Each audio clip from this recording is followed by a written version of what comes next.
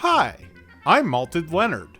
This episode of Old Movies for Young Stoners contains discussion of a harmful movie studio that is currently trying to have it both ways by saying that they didn't know their support of a Don't Say Gay bill would in any way harm LGBTQ plus people.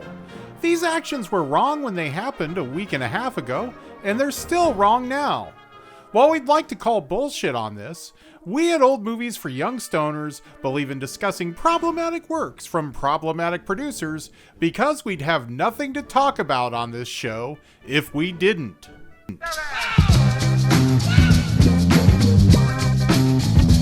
Old movies for young stoners. Old movies for young stoners. With Bob Calhoun and his friends. Should I smoke a spliff and watch Montgomery Cliff, or should I smoke a bong and watch King Kong? Old movies for young stoners. This is Old Movies for Young Stoners, the podcast for cineasts and potheads,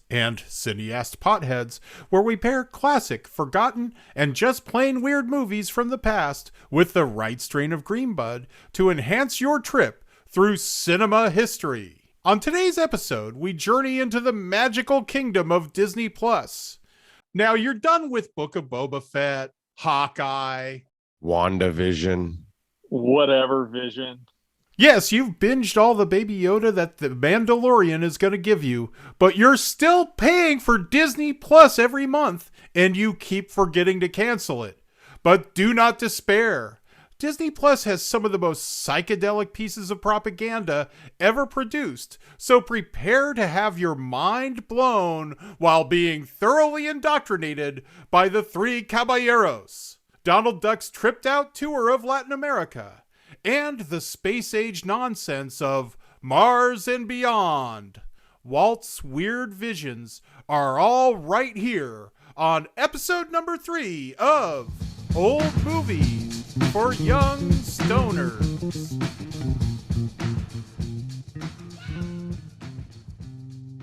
And we are back on Old Movies for Young Stoners. I am Bob Calhoun, author of The Murders That Made Us, a true crime history of the San Francisco Bay Area, and the punk wrestling memoir, Beer, Blood, and Cornmeal, both available from ECW Press.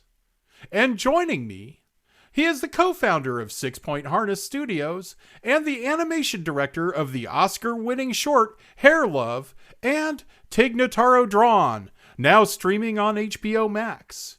This man has definitely smoked a lot of grass. Please welcome Greg Franklin.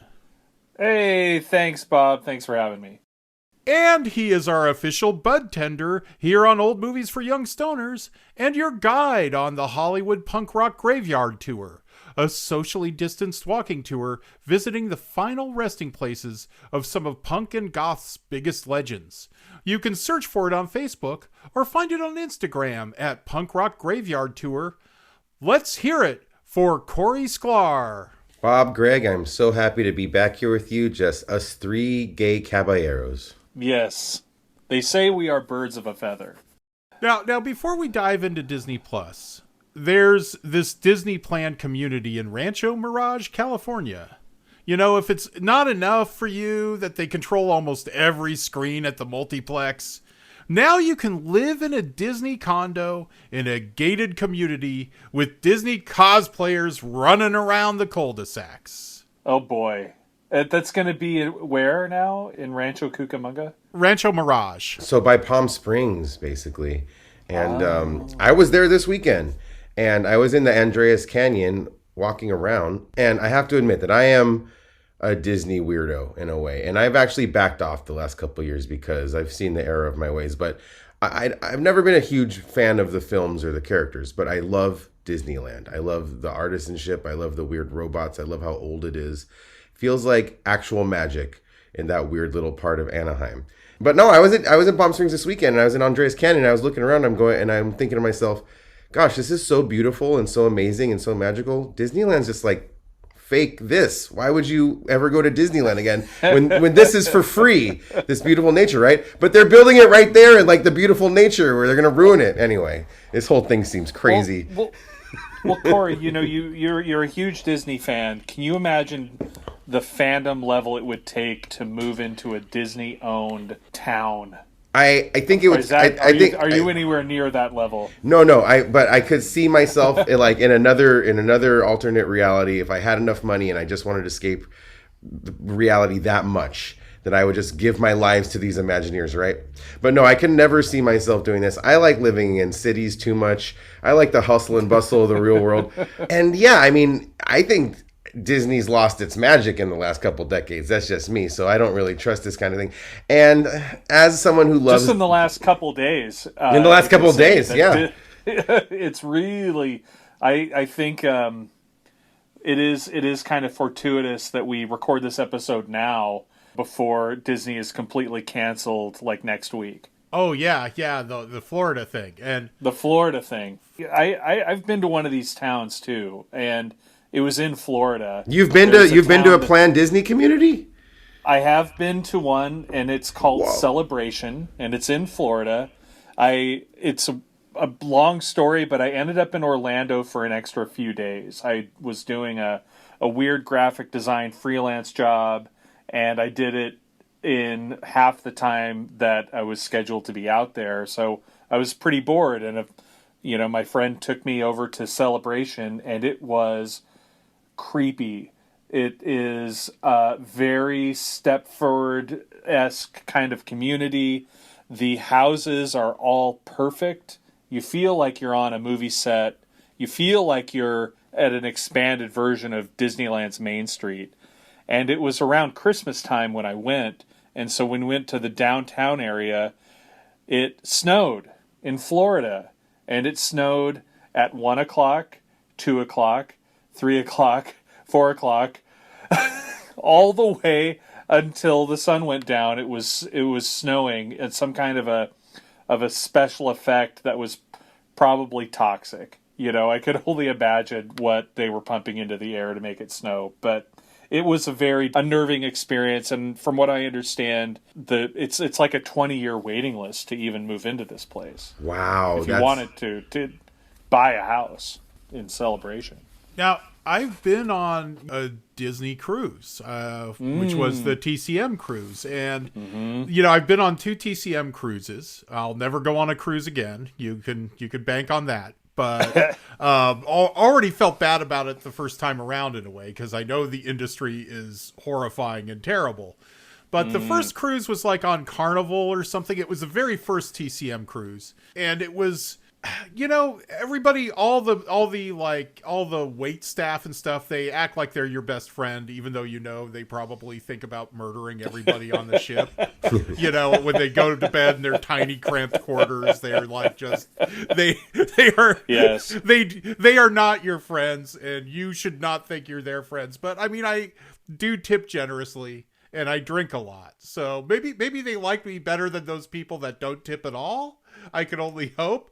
And, there was a casino, and the people on the cruise, like the other cruise attendees, were just weirdos, like old movie weirdos, where the Disney cruise, I really felt like I was on the wrong side of Get Out, where I was the evil white person who was buying the minorities, and everybody would kind of everybody on that cruise, instead of the Jamaican guys acting like they're my best friend, it was like they just had this rigid script, and if you tried to engage anybody to get them to go off the script at all, it looked like it pained them.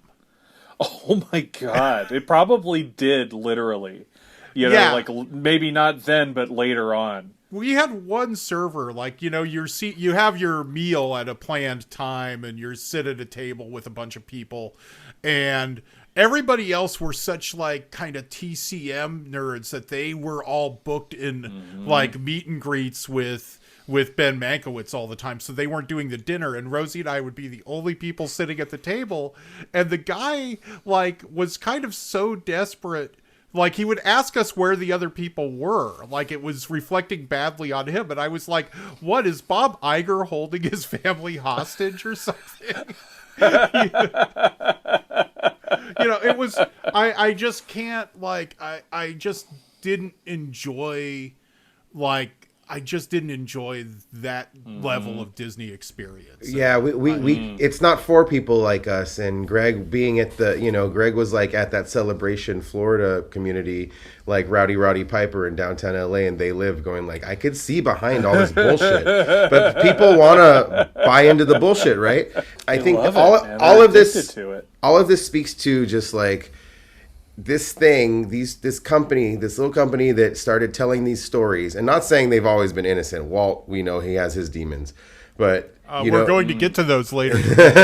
they harnessed magic and artwork, right, and sold it, and now it's just so big and unwieldy that it's like it just touches all these terrible dystopian parts of our pocketbook, of planned community cruises. It's just everything, and it's too big now. It's too unwieldy. So I don't know, maybe we could get back to what makes this stuff special and why people fell in love with it in the first place with these movies today. Get back to where we once belonged. On Disney Plus now. Oh, and hey, before we get into these movies, I am told by desperate internet marketers that we are a hit in Australia. Amazing. Yeah, Carlos from podstatus.com emailed me yesterday to let me know that Old Movies for Young Stoners is coming in at number 199 in the TV and film category on the Apple Podcast charts down under. So thanks everyone in Australia for listening, and please tell your mates. Is Carlos from podstatus.com one of those birds from that movie we watched? Just kidding. Hey, thank you so much, Australia. If you're Australian and you're listening to this right now, email us. I want to know who you are and give you a shout out. What's the email, Bob? Yeah, it is oldmoviesforyoungstoners@gmail.com. That's all spelled out, Old Movies for Young Stoners. 4 is FOR, no number 4 here. Nice. Awesome. And hey, before we go, I have one last Disney thing. When I worked at Cartoon Network in Burbank, it was very, very difficult to smoke weed and make cartoons there. The police station is right next door to Cartoon Network, and the police station itself was designed by Disney.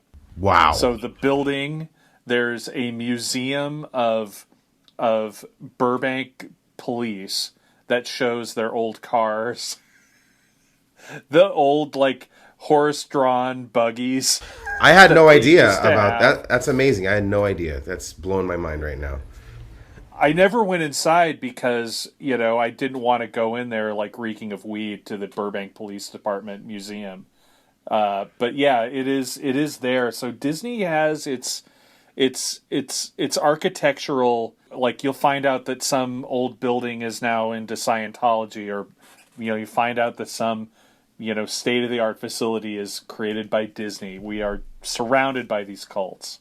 Once you start reading about Orlando and that shell company that they created in Orlando to build Disney World, and it gets shady and weird and it gets political, and you don't fall out down that rabbit hole unless you smoke a lot of weed. That's what I'll say. Yeah, smoking weed and getting into Disney conspiracy theories go together like peanut butter and fucking jelly. Walt Disney does it again. For the merriest musical screen surprise of them all is headed your way. First, a new personality is added to the Disney Hall of Famous Characters.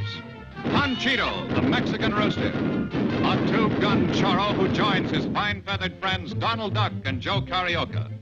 Son of a gun, it's a pleasure to see such fine gentlemen in Mexico. We're three caballeros, three gay caballeros. They say we are birds of a feather. And for our first movie, we have Donald Duck flying around Latin America on a magic serape and sexually harassing Acapulco beach babes and Latina songstresses.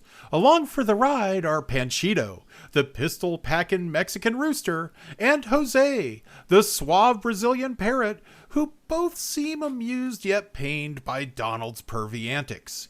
It is a kaleidoscopic combo of Disney animation and Technicolor live action from 1944 called The Three Caballeros. It was produced with a nudge from the U.S. government to generate goodwill across the Americas and teach war-weary gringos about our Latin American allies. It is maybe the trippiest film ever produced, and it is also so wrong in so many ways. Corey, as a Mexican American and a Disney nerd, how do you feel about this movie? Well, let me start by saying I have seen this one before, and I saw it. I remember it being a movie that they'd put on in school during when substitutes would come, because the substitutes wouldn't want to teach us anything. So they throw on the Three Caballeros for some reason. I mean, the public school must have just gave that away to everybody. I remember all these images. I remember flashing before my eyes as a kid and not understanding anything this movie was about. And all these years later, I have the same exact feeling. As soon as as soon as this movie starts, I don't understand a thing Donald is saying. He's just making noise. And I remember being a kid and thinking the same thing. I don't know what this duck is saying. I'm not a big Donald Duck fan. I'm not a big Mickey fan. It took me all this year until I watched this viewing to realize I'm not that into Disney cartoon characters. I love Bugs Bunny. I love Sylvester. Goofy and Pluto are kind of sick, I guess. Anyway, I'm not a big Donald Duck fan. And especially not how horny he is in this movie. He's the horniest cartoon I've ever seen in this movie. But it's not Fritz the Cat, I guess. But, okay. So it just drops you in... I don't know what's happening. So I guess Donald's getting presents and he's opening the presents. And then they have to do with cartoons and stories and stuff. So it just drops me right into this cartoon about a penguin, right? Who wants to go live in the island. Mm-hmm. And already I'm why am I supposed to be into this? Why do I care about this penguin? What's happening? It's just a cacophony of things happening, okay? And nothing trippy's happening yet. So it's just like a boring old cartoon. The storytelling, for Disney being the best storytellers ever of all time, storytelling's completely lacking in this thing. As it goes on, and I'm remembering this movie, okay, this movie's cool. The animation's getting weirder and weirder. The Brazil part, totally cool. That's so awesome. Once the music, they start animating to the music, right? And I'm getting more into it now. Still not totally, I have no idea what the story is. But I am remembering this beautiful animation, which is really cool. Also, Donald just gets hornier and hornier and fetishizing this Latina woman. But this movie really starts cooking with gas during the Mexico sequence. Specifically during a Pink Elephants type animation. Maybe Greg could speak more to it, which is really the highlight of this movie. And also the really cool geometric part of the movie where they start animating Donald into this sound wave kind of thing. It's mind-blowing to watch. But I don't know who this movie was made for, because as a little kid, it just washed over me and I didn't retain any of it.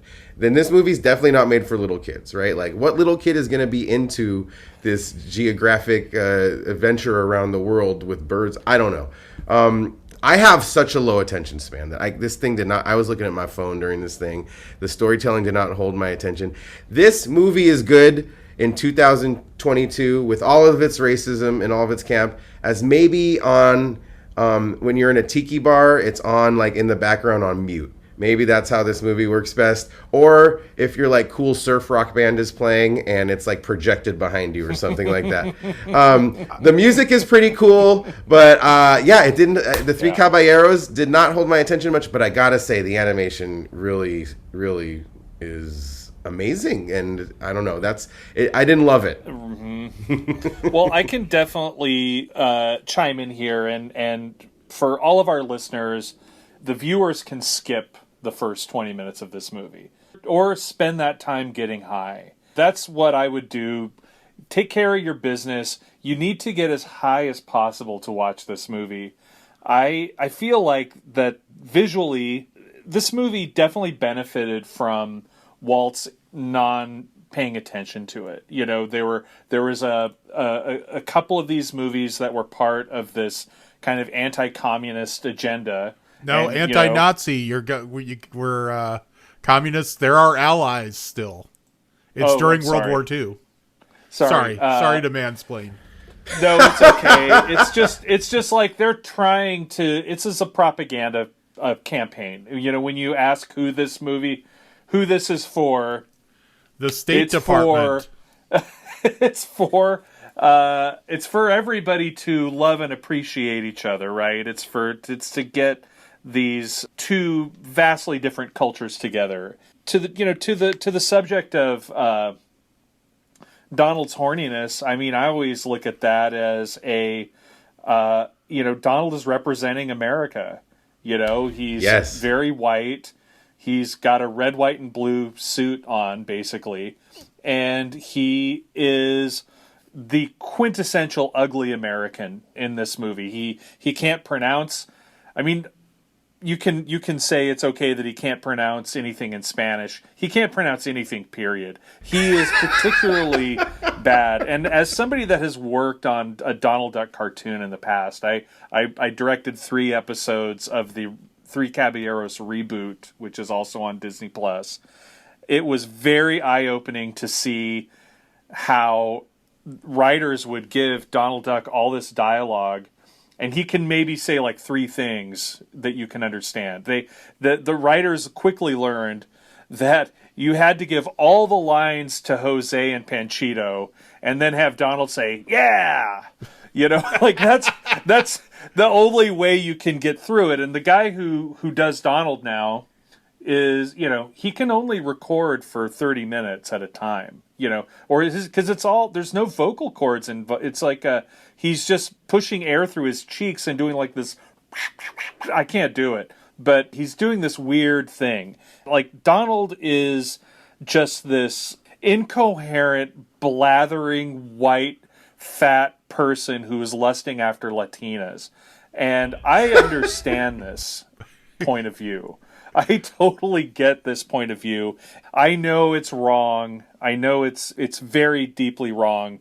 I watched it with my daughter and her significant other, who are pretty much the most woke people you could freaking imagine. And they were hating Donald before he even did anything. They were just like, I hate him. He's like so awful. I'm like, well, you're really going to hate him pretty soon as he starts dive bombing the Acapulco beach. Yes, it's wrong, but it's also wrong and it's beautiful at the same time. There was like beautiful animation. This kind of touches on a lot of issues of cultural appropriation. This is definitely an example of cultural appropriation, and yet there is that kind of ideal that what can happen when 2 cultures come together and you are filtering authentic Latin American culture through the most high-level technology and production, and the highest level production you can imagine. And of course it distorts everything and is completely crazy, but at the same time this movie has no real purpose other than to show us something that's beautiful and new eye candy. That's the entire point of the movie. So yeah, screw the flying donkey short, screw the penguin, all that stuff. Fast forward to Donald opening the book and getting into the craziness, because this movie, like, it takes you on a visual freaking trip like no other film that has ever existed. Well, it's definitely psychedelic. And what year was this? Yeah. 44. So this is 44. There's kind of, where is this psychedelia coming from? Was this just out of the artist's mind? Yes. Greg, is this just Yes. like who's directing, who's designing this psychedelic trip of something that people have never seen before, probably before 44, you know? It was directed by a man named Norm Ferguson. And Norm Ferguson is a Disney animator who kind of stepped up the ranks to become a director. His claim to fame was this scene where Pluto steps on flypaper. And it was one of those kind of breakthrough pieces of animation where people are like, my God, they could see him thinking. They could see, it wasn't just like dancing around stuff. It was like you could see the thought process of this cartoon dog. And so he became a director after that, and he was really a genius. And like I said, you know, there were issues with the making of this is supposed to be a trio of films. Saludos Amigos being the first film, which was actually, we could have talked about that too, because it's a very political film, which is kind of different. But this movie, there were issues with the war and the getting color film.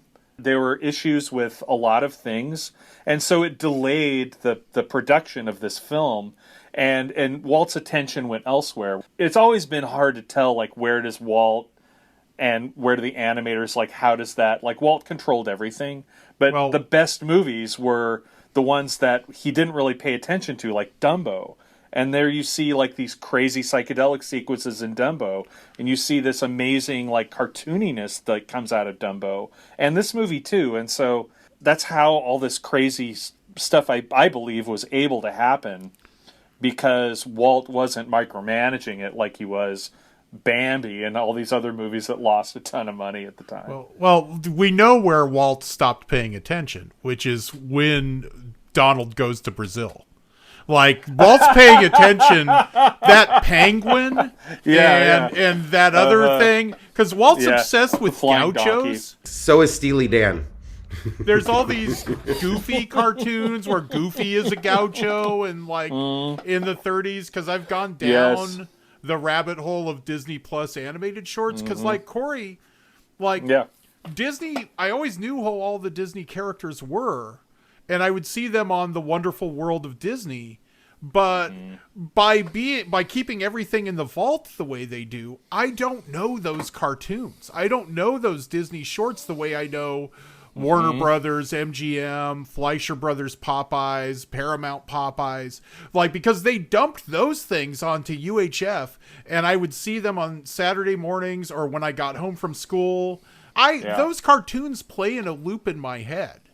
Like, all that stuff that's on Tune In With Me on MeTV is just in my head, where Disney stuff, it's like, I know who Donald and Pluto are, and I know who Goofy is and Mickey, but I can't start telling you about those things. Yeah, so, we know them from from T-shirts. And that's all we know them from.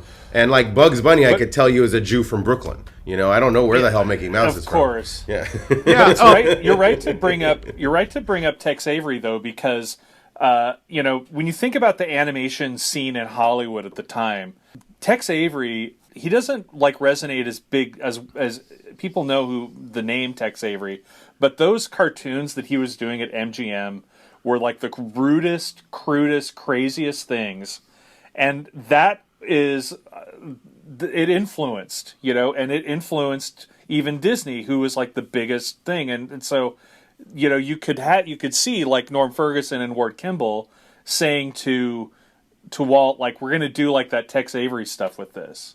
And he's like, okay. It was a huge ripple. So there was, like, at the time they were producing this, like, fast-paced, crazy, but it gets interpreted in this Disney way that was so far, like, but think about those Tex Avery cartoons where they would mix live action with animation, like the TV of Tomorrow and these weird, like, live action, or there was a Tex Avery cartoon where Droopy is a bullfighter that used the beautiful live action Latina at the end of that. So there's a lot of things influencing each other in this animation scene. So that was another reason why it got to be weird. And in Donald's defense, these women are super babes, especially Carmen Miranda's sister, Bob? Yes. Is that who it is? Yeah, that is Aurora Miranda, Carmen's little sister. She is awesome. She's so good in this movie. Who's the one with the cowboy hat that is dancing with the cactuses? I don't know who she is. Dude, talk about horniness.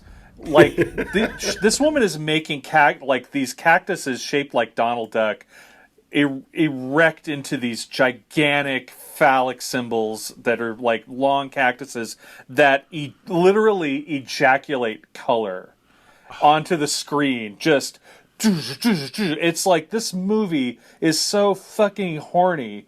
It just, everything about it is fucking crazy. Well, what about when Donald, he's on the magic serape, and he's got the telescope. He's got the looking glass, and it goes, you know, it stiffens up. It stiffens up. It fucking stiffens up. It gets erect. These dudes Yes. knew exactly what they were doing too. You know what I mean? Come on, this isn't Donald, accidental. He's blindfolded. He's like reaching, trying to grope these women and stuff. But there is. I talked to my daughter and her significant other after this, and they did point out that at no point in this movie was anyone ever sexually threatened by Donald Duck. They kind of pat him on the head and go like, "Oh, Pato Loco, you are to be pitied." And there's a charm that just is infused in this movie. Like, I love the scene where they have Donald Duck on the beach and they have a blanket and they're throwing him up, and there's some kind of a flour sack or something that they're actually throwing in the air, but they're animating on top of it, creating this amazingly charming illusion of Donald's fat ass hitting the blanket. That is And it's animated just like, so beautifully. It blew me away. Yeah. yeah, it's amazing. And then it just keeps getting crazier and crazier. Like you get toward like the last quarter of this movie, and there's like almost a nightmarish LSD part where Donald he's in love with the woman with the flower. They're like superimposing. The great Iwerks did all these amazing visual effects with superimposing this woman's face, a live action face, into a flower, and Donald's in love, but then a little green and red Panchito will come shooting up everything, and they speed it up. So at this kind of like part of the trip where Yeah. it's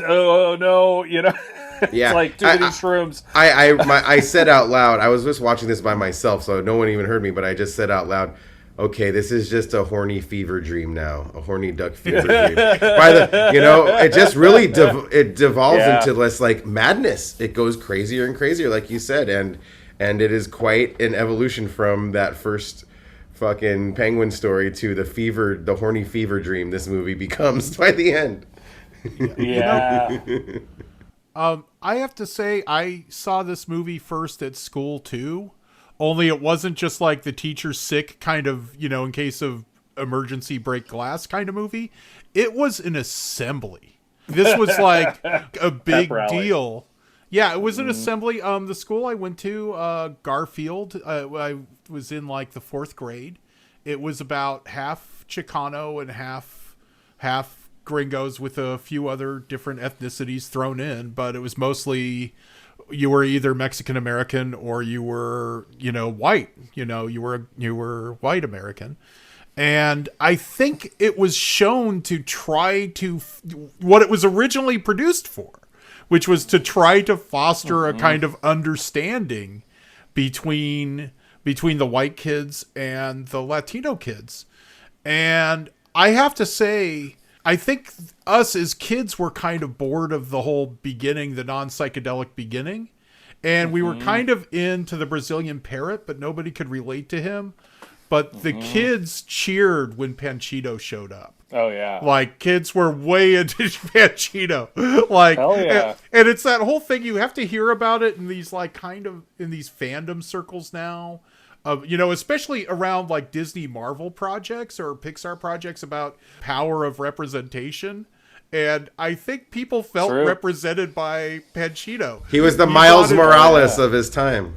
He was. But yeah, that school, like that, this is like at the beginning or near the beginning of the Chicano and the La Raza movement. And the principal of that school was Mr. Fernandez. It was not some clueless white principal or administrator showing it to us. It might have been forced on them by the school district, but we used to do these Cinco de Mayo pageants, and we'd have to do like these dances and things, and then the whole finale. And I kind of looked forward to this, 3 years in a row. By the end would be Mr. Fernandez waving around the Mexican flag, going "Viva Redwood City, Viva Garfield." Viva Mexico! And I'm like, I'm glad my Republican parents just didn't pay attention because it was the 70s. Instead, like, I could just imagine Tucker Carlson's head exploding. Oh my God. Over this sort of thing.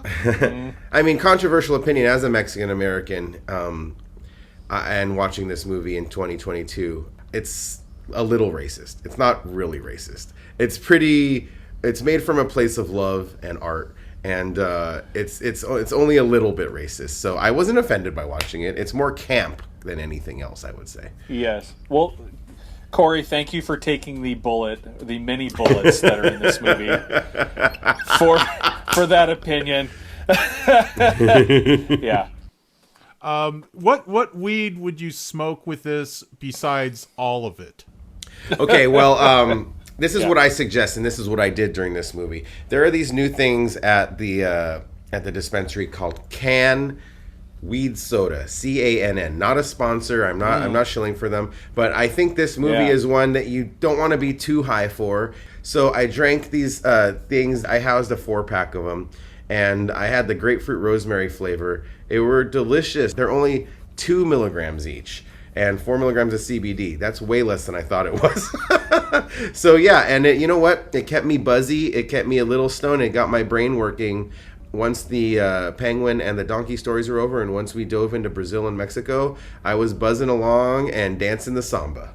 Can weed soda, and just like any kind of weed soda, I think is a good thing to drink throughout this movie. It's a short movie. That's great. It's only a little over an hour. Would probably make an excellent mixer with tequila, which might be a nice thing to like be an appropriate aperitif for this film. I might differ a little bit with you on this one. It depends on who you are, but if you're an aging white cartoonist watching this film and you want to be stoned, I would wreck my brain with indica.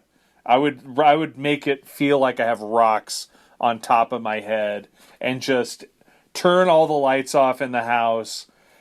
If the music kind of makes you feel weird, put on a record. It's all about the visual for me. And if you don't want to hear Donald, I get it. I think it's a great movie to be a little bit too high for, in my opinion. I smoked Royal Cherry Diesel by Key, which is what the guy at the dispensary recommended when I said, what do I smoke to watch the trippiest cartoon ever made? And this is what he suggested, and it's 50% indica, 50% sativa. And one thing I'll say about it is it's sticky. It's sticky bud. And, you know, I'm not somebody who, like, traditionally smokes a lot of weed, but it's been a while, like since dispensaries, since like weed's been quasi legalized, I haven't had sticky bud in a long time. It's like, oh wow, this is really like sticky to the touch. It like brought back memories of that. And I will say this for the high, which I'm always doing this measured thing. Oh, a couple hits before I start the movie, then a couple hits, you know, a third of the way through. And just, I'm trying to track it. I'm not drinking alcohol, at least not for this movie. But when, like, you know, this movie undulates and it pulsates. and I will say this for Royal Cherry Diesel is it added to that. I was really like, when that rhythm, that samba rhythm or the mariachi rhythm starts and the colors are just pulsating. It's like I could really feel that and see it and trip on it. Totally.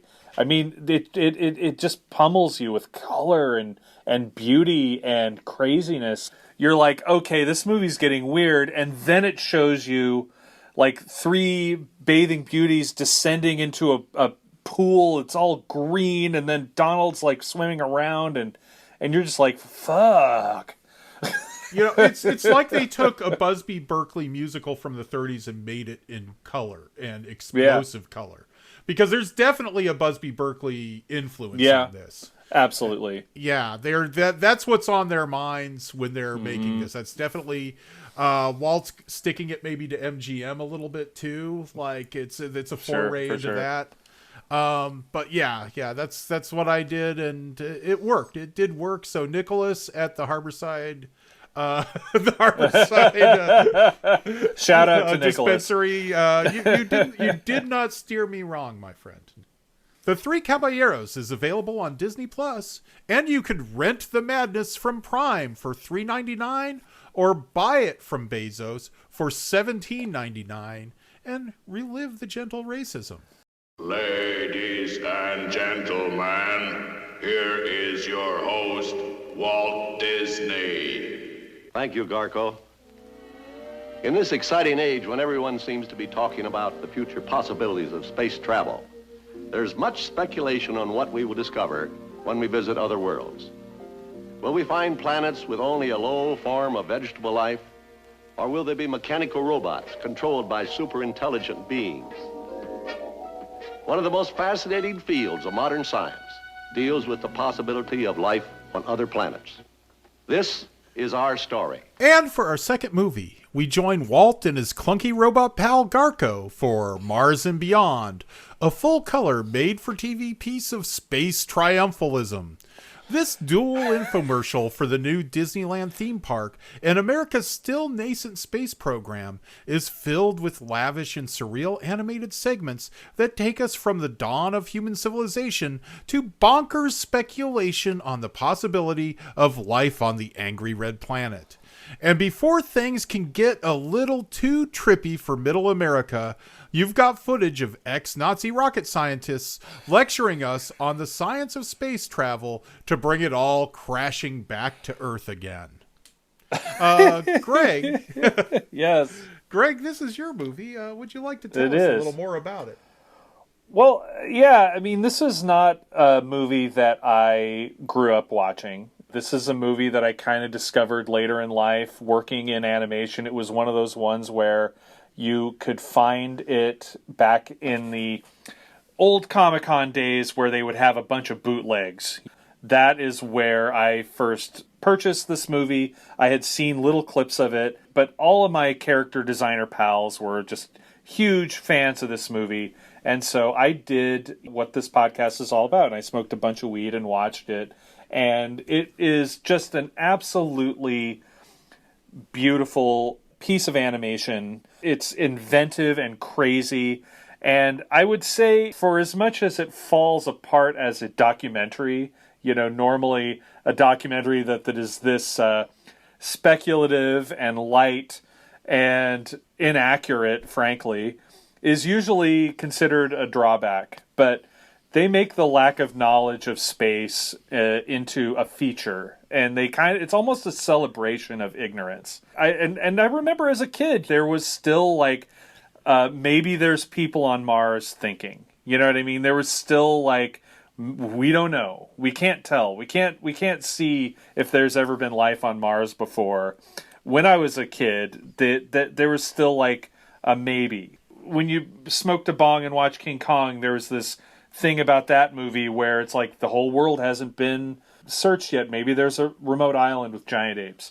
That's about the same level as Mars and Beyond. I love the illustrations of all of the bullshit, the incredible visualizations of Ptolemy and all of the Dark Age. There's a shot of the Dark Ages that's just magnificent. It's like it's a very much a part of its time, but at the same time, it's able to spark a fascination about everything that we don't know to this day. Everybody's all, science is just the best we can do at any given time, and that's what I kind of like about looking back on it and seeing it. So that's why I picked this for our episode today.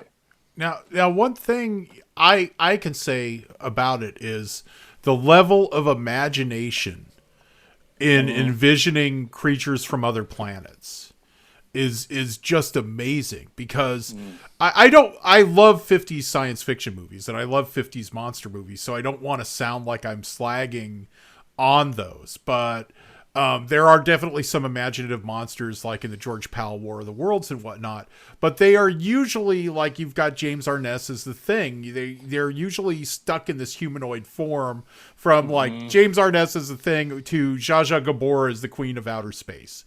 And, you know, they're just stuck Robbie there. the Robot. Yeah, Robbie. They're humanoid. They're stuck with humanoids.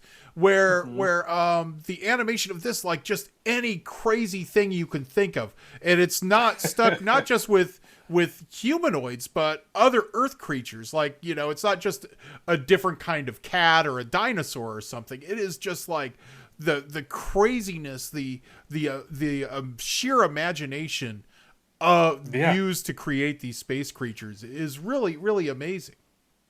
That's true. That's very true. I mean, you get like weird crystallization monsters, and there was like one that that kind of I had forgotten about that blew me away. It just looks like a bowling ball with eyes that has this weird blanket skin that wraps around him to shield him from the Martian winds. It's totally gorgeous at times, and it's a range of things from very slapstick cartoon to like almost realistic, except for the fact that it's all made up.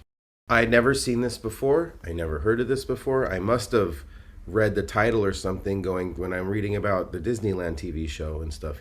I knew the Disneyland TV show existed. I didn't know what every episode was, but I knew some episodes were Davy Crockett stories or documentaries. Right. And I knew that Disney was making documentaries about this around this time, just like the lemur one where they killed all those animals and stuff off the cliff. And the lemmings. The lemmings one. So I'm not going to watch that. That's depressing, you know? So I never would have watched this otherwise, aside from this podcast. I turned it on, and I was so enthralled, and I didn't look at my phone once, and I didn't realize it. I was lost in this world.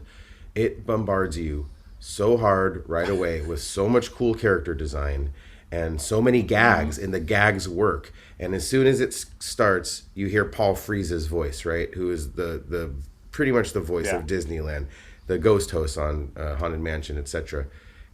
He's the one who tells you when you're in the tram driving in that you're gonna have a great day. His voice just already puts you like in. He's perfect for this. This whole narration. He's talking the whole time. It for being stoned, it's incredible because it asks the ultimate stone questions. Where do we come from? Why are we here? And it goes through all the different iterations of history of what people thought, why we're here, and where we came from. The segments where it goes into each part of history and human thought and what we thought space was and what we thought humanity was and what we thought aliens were, they only last about 30 seconds each. So you get so much information and so many cool characters and so many gags. You could push pause anywhere in this movie and it'll be dope looking. You know what I mean? And there's so much attention to design that I'm going to have to watch this 5 times probably to really notice there's so much going on in these small scenes. And the thing about this movie is it made me feel that fucking Disney magic. It made me feel that sense of wonder. And even the way the sound design was with these crazy aliens, it gave me that feeling of, oh, this is what I'm always chasing when I'm looking for weird cartoons or trippy movies. It's in this movie. This movie has it all. It is so beautiful. And not only that, I could see how somebody watching this young would want to make cartoons when they get older, or want to make films, or just want to make things that make you feel weird. So I don't see the obvious influence in this. Like I see the influence this thing had on things like La Planète Sauvage, of course, and Wizards, maybe. But I also see stuff like early David Lynch and Alejandro Jodorowsky, Holy Mountain. Like, I see it kind of in there, too. Like, just the landscapes in the background and how weird everything makes you feel in this movie. This was a total revelation for me and totally blew my mind, and I fell in love with it. And I just, to everyone out there, please watch this thing while it's available. I can't believe more people don't talk about this thing. I can't believe in a day and age. Where, I know. In a day and age where everything Disney is merchandised to hell and sold to people like me who like tiki bar people and punk people. You know, there's definitely Three Caballeros tiki mugs and stuff like that. I can't believe that every one of these aliens on a t-shirt. People don't have full rockabilly dudes in Alameda don't have full sleeve tattoos of all these characters. This is the coolest thing I've seen in a long time, and it was just an absolute treat to discover and a total masterpiece. Now there might be rockabilly dudes in Alameda with sleeve tattoos of Wernher von Braun.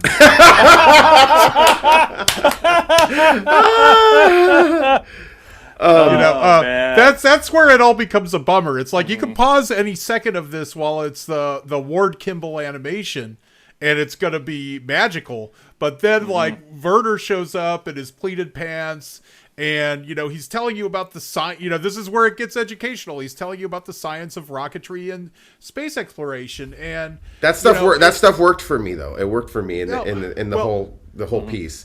And the science is completely shoddy and outdated in this thing, but it doesn't matter. It's because it's just a backdrop to show this trippy shit. Well, but yeah, 12 years later, I mean, it was Wernher von Braun's technology that got the United States to the moon. So, I mean, it is dated, but it is on the way there. Separate the art from the artist, Bob. Yeah, you have to with him. I mean, for people who don't know, he was the V2 Nazi rocket scientist.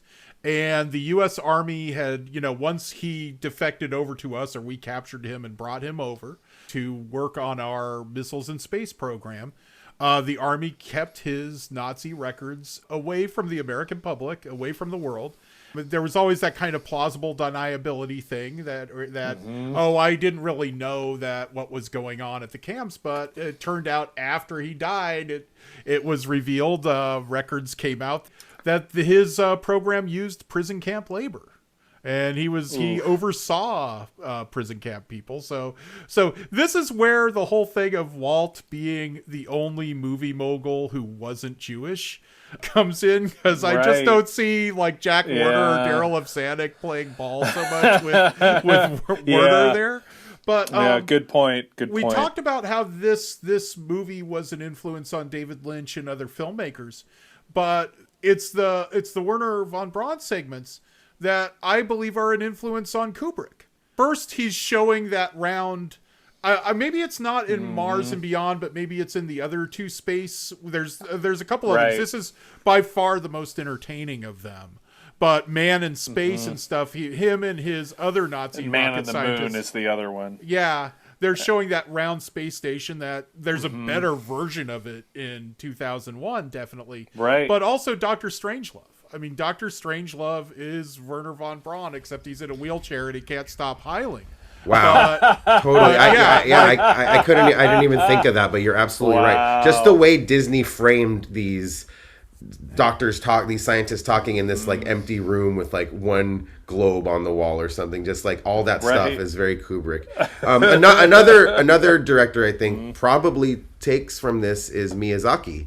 Like when, those otherworldly aliens will just start floating around in his movies. That's like, I think he's trying to get something that was in this film, or at least what I felt watching this stuff. There's one thing, too, I want to bring up. We're talking about the filmmakers that were influenced by Mars and Beyond.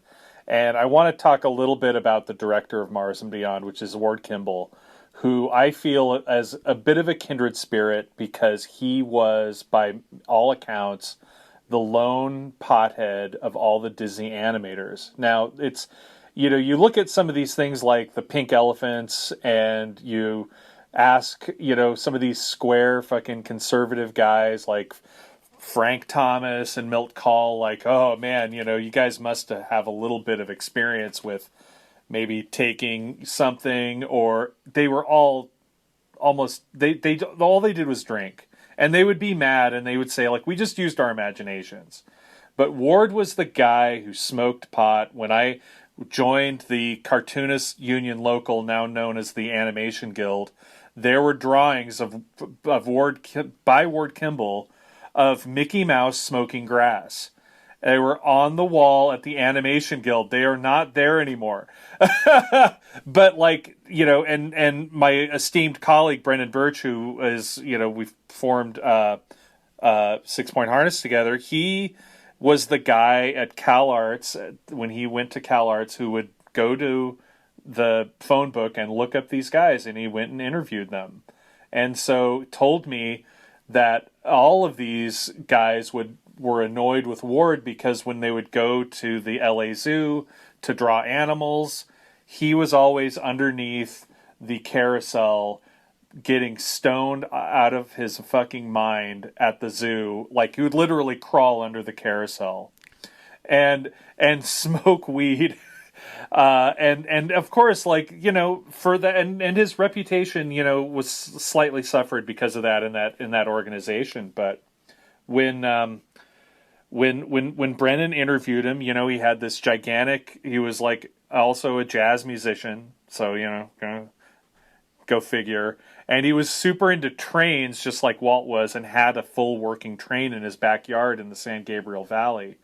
But when he was visited to get interviewed, his wife took them out to the backyard, and Ward was there, and he had a tiny dog and a paper bag, and he put the dog in the bag, and he was like, "Watch this." Blew a gigantic. He got his dog high for his guests. Please, listeners, don't ever do this at home. Genius animator, love him. Speaking of like when Walt's not paying attention, he was too busy building Disneyland and running Disneyland and kind of retreating away to it. So Ward got the book, as they would say in wrestling, on Mars and Beyond. All three of those films and those movies are basically, like you said, an infomercial. They are commercials for Disneyland. And so every week, like the Davy Crockett stuff, that was for Frontierland or whatever, and Adventureland, and these were for Tomorrowland. I had the bootleg. Years later, I bought these little tins that they had of rarities, like Disney rarities. I also want to point out, if anyone is interested in further research on the genius of Ward Kimball, there's a film that he made in 1953 called Toot, Whistle, Plunk, and Boom, which won the Academy Award for Best Animated Short, which is another kind of weird documentary about the history of music. And it is just as visually inventive as all these Mars and Beyond things, but doesn't have the pseudoscience to go along with it. And it's not on Disney Plus. I've looked for it on, you told me about it, and I looked for it on Disney Plus, and it's like, in this Disney, Hollywood's Dark Prince, it says that Walt didn't like it. So now we're getting into Disney conspiracy theories. No. Yeah. I can't wait to see it. I'm so stoked to just sit back and find that thing. That's awesome. It won a fucking Academy Award. Yeah, it should be available everywhere. A lot of the look of this was influenced by an animation studio called UPA, the United Production of America or whatever, which was, the creative directors were Bob Cannon and John Hubley, who is another giant in this world. They were kind of turned off by Disney, and they were turned off by these kind of cute animals that were all so fully articulated, and you could see them from every angle, and they were really more influenced by modern art and Picasso and things like that, and that's what they saw. That was their vision. And so Disney, and Ward were not one to, ignore a trend, and they brought it back in, and they animated the fucking shit out of it. This was the most expensive episode of the Wonderful World of Disney. I mean, this thing should have won all the Emmys despite being complete bullshit. Pseudoscience. Very shoddy as a documentary, but as a piece of entertainment, it is one of my absolute favorites. If I was a little kid and I saw this and Disneyland was opening, I would be so stoked to go there. You know what I mean? I'd be like, "Wow, I want to see those." Hell yeah! I will say this. Tres Caballeros begins with this disclaimer on Disney Plus that this includes racial stereotypes. It was wrong then, it was wrong now. Please forgive us. How far we've come.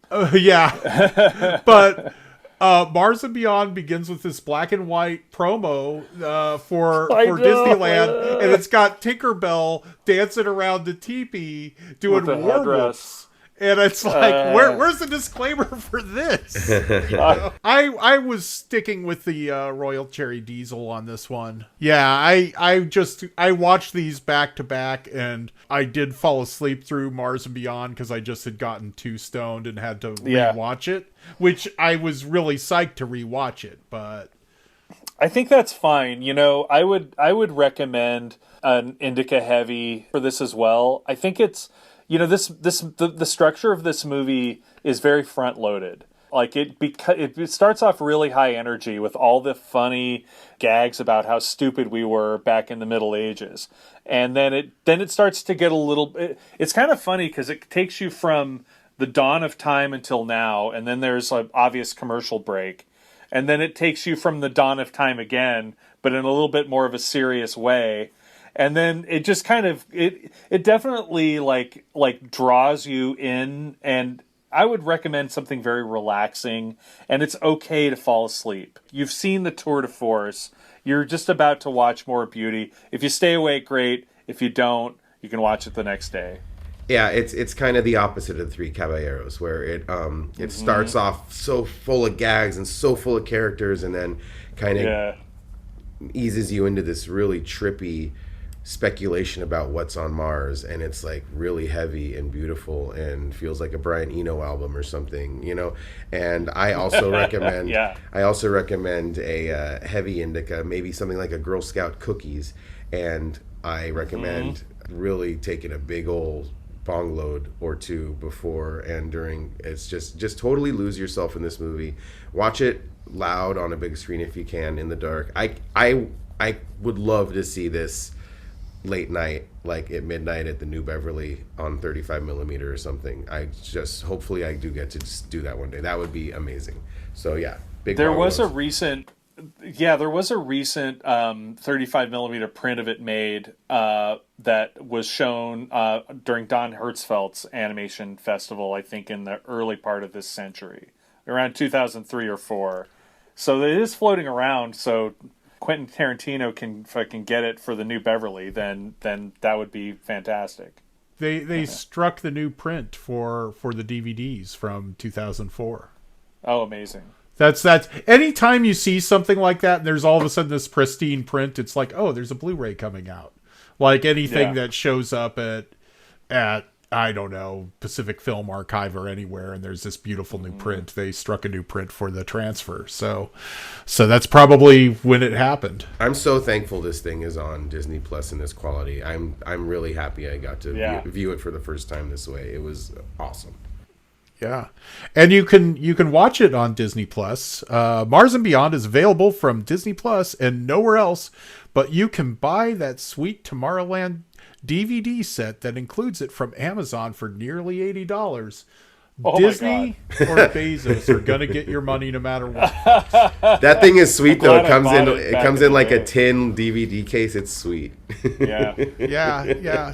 Once again, if you'd like to reach out to us, let us know what you think of the podcast. You can email us at oldmoviesforyoungstoners@gmail.com. That's FOR, not number 4, and that's all one word.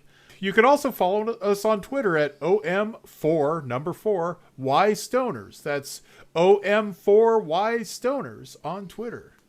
And before we wrap up, I'd like to dedicate this episode to Old Movies for Young Stoners superfan Captain John Ferrari of the U.S. Naval Reserves, who is on active duty on the front lines of freedom, defending our right to smoke weed, watch old movies, and record this ridiculous podcast, The American Way. Woo! Thanks, John. Thanks, John. Thanks for listening, John. And thanks for doing what you're doing. Thank you for your service. And join us in 2 weeks or so when we probe the weirder reaches of the TCM Hub on HBO Max with a selection of tripped out Méliès shorts from over 100 years ago and the Red Shoes from Powell and Pressburger in 1948. You must dance the Red Shoes right here on Old Movies for Young Stoners.